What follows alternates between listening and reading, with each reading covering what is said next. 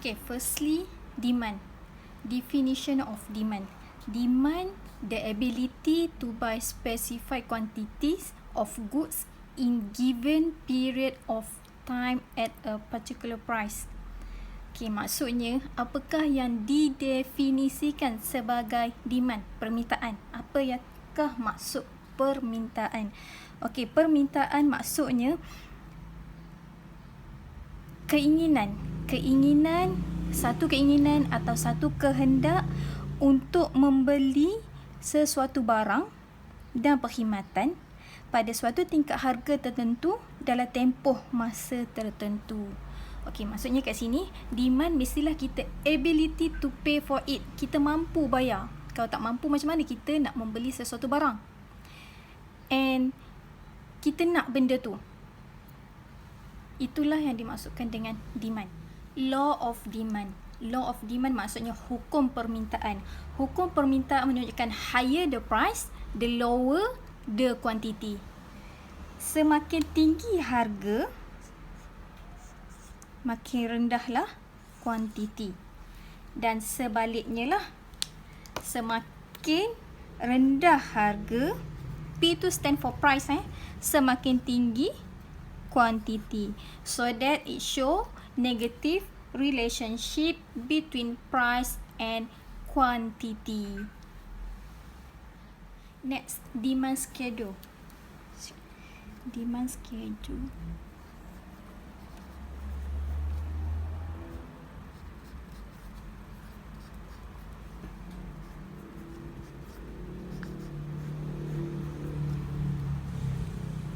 Okay, ni table of demand lah. So, dia akan ada price and then quantity. Okay, like say price RM 10 ringgit, 8 ringgit, 6 ringgit, 4 ringgit and 2 ringgit. Price for pen. Okay, quantity 2, 4, 6, 8 and 10. This is example. Okay, from the demand schedule you can see semakin tinggi harga, semakin kuranglah quantity. So semakin rendah harga daripada 10 to 2, quantity from 2 to 10. So you can see the law of demand, higher price, lower quantity. Lower price, higher quantity. From the demand schedule, you can draw demand curve. Okay, demand curve ni maksudnya graf permintaan. So demand curve macam mana you nak draw? Firstly, you must know x axis and y axis. So ini adalah paksi x. Axis ni adalah for quantity. And then y-axis stand for price. Okay, so you just label lah. Firstly, you just label 2, 4, 6, 8 and 10. 2, 4, 6, 8 and 10. And then you just plot. Okay, point A. Price 10, and the quantity 2. Price 8, quantity 4. Price 6, quantity 6. Price 4, quantity 8. And lastly, price 2, quantity 10. So, you just draw untuk D. So, ini namanya D. D stand for demand. Easy, right? Okay, next. Individual demand and market demand. Maksudnya permintaan individu dan permintaan pasaran.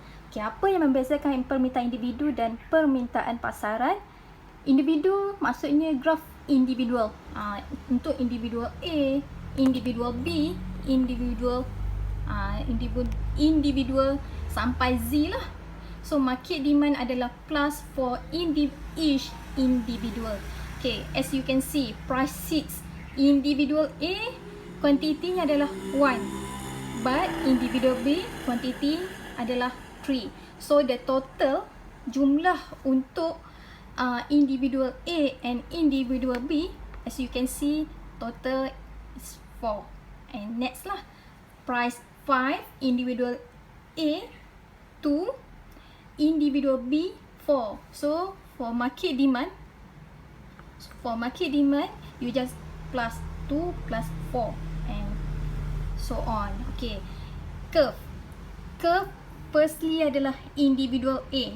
So individual A, you can draw the curve based on the apa yang you dah belajar sebelum ni lah, video yang sebelum ni. That's mean macam mana you nak bina untuk graph individual. So daripada individual A, individual B, and then you will get the demand for market demand curve.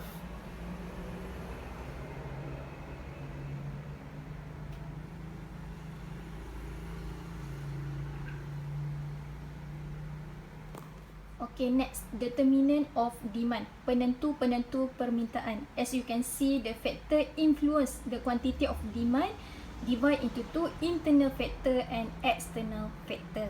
Okay, terdiri pada faktor dalaman dan juga faktor luaran. Okay, as you can see, internal factor you have divide into 3, price of good, harga barang itu sendiri, service policy or term of payment, and lastly profit margin. External factor, we have 1, 2, 3, 4, 5, 6, 7, 8, 9. Okay, 9. Ada 9 faktor luaran. Yang pertama, price of related goods, harga yang berkaitan dengan barang. Consumer income, pendapatan pengguna. Consumer fashion, taste and preference, cita rasa pengguna. Population of number of buyers, populasi bagi pembeli.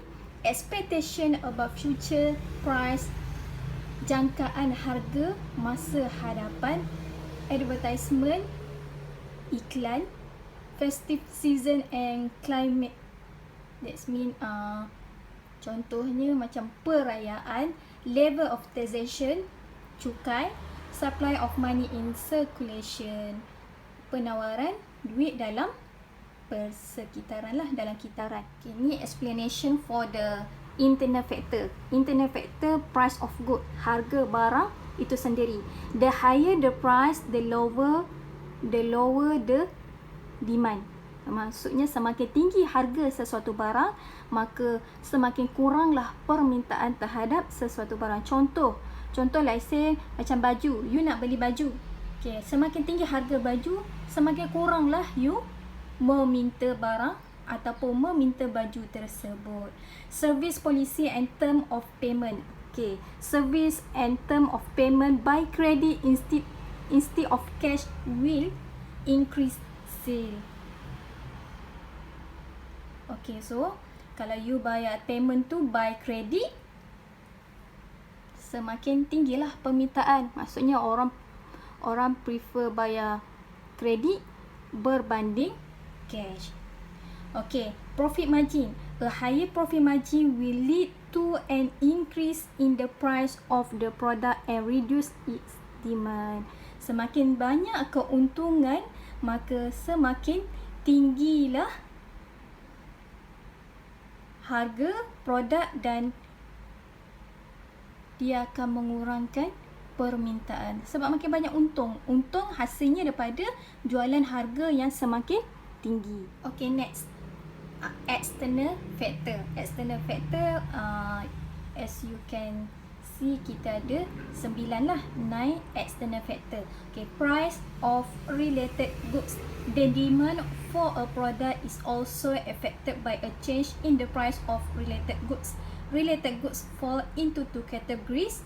Okay, apa dia? Substitute goods, barang pengganti, and complementary goods, barang penggenap. Okay, apa yang dimaksudkan dengan barang pengganti? A product can be used in place of another product. Okay, maksudnya barang pengganti, you boleh guna ganti barang tersebut. Let's say contoh kat sini coffee and tea. Kalau tak ada coffee, maka you boleh minum teh. Kalau tak ada teh, you minum kopi. Okey, apa hubungan relationship between coffee and tea? Kopi. Semakin tinggi harga kopi, maka makin tinggi harga kopi, kuantiti terhadap kopi tu semakin kurang lah. Sebab harga makin mahal, jadi kuantiti makin kurang. So, apa yang akan berlaku kalau harga kopi tu semakin tinggi, the higher price of coffee, so that semakin tinggilah semakin tinggilah permintaan terhadap teh. Sebab orang dah boleh ganti. Sebab disebabkan oleh harga kopi tu dah semakin higher, so that orang akan substitute with teh. Jadi, the demand of teh akan meningkat. That's why lah, ini menunjukkan positive relationship. Semakin tinggi harga kopi, semakin tinggilah permintaan teh. Okay, next. Complementary goods. Complementary goods means barang yang kita kena guna secara bersama-sama. Contohnya pen dengan ink. Pen dengan ink. Mana boleh guna pen tanpa ink? So that goods that are used in conjunction with another product. Example, pen and ink. Contoh lain, petrol and car. Kena guna secara bersama-sama. Okay, apa akan berlaku? The higher price of pen, the lower quantity pen, and then the lower demand of ink. So, semakin tinggi harga pen, semakin kuranglah permintaan terhadap ink. Consumer income. Consumer income maksudnya pendapatan pengguna. When income increase, consumer demand for more goods and service will increase. Semakin tinggi pendapatan seseorang individu, semakin tinggilah kuasa beli mereka. Consumer fashion taste and preference. If a product become more fashionable, the demand for it will increase. A taste and fashion change, demand will also change. So, population or number of buyers. A large population with a high rate of growth creates a great demand for market. Semakin tinggi populasi pembeli, makin tinggilah demand. And also expectation about future price. Jangkaan harga pada masa hadapan. The higher the expected future price of a product, the higher the current demand for that product and vice versa. Means, so you jangka harga, contohlah harga minyak dijangka naik, jadi permintaan minyak pada masa sekarang ni akan terus meningkat sebab orang akan beli minyak tu lebih banyak disebabkan oleh jangkaan harga pada esok semakin mahal. Itu yang dimaksudkan expectation. You expect tapi benda tu belum tentu. Season means contohnya macam musim perayaan, so makin banyaklah permintaan terhadap ayam. Advertised goods normally have a higher demand because of they aware of the existence of those product. Maksudnya iklan lah. Iklan tu mempengaruhi permintaan terhadap sesuatu barang. Level of taxation. The higher the tax, the lower the purchase power of consumer. Means semakin tinggi cukai, semakin kuranglah kuasa beli pengguna sebab mereka terpaksa membayar cukai kepada negara. Supply of money in circulation. The larger the supply of money in circulation, the greater the demand for goods because consumer have more money to spend. Sebab supply banyak duit.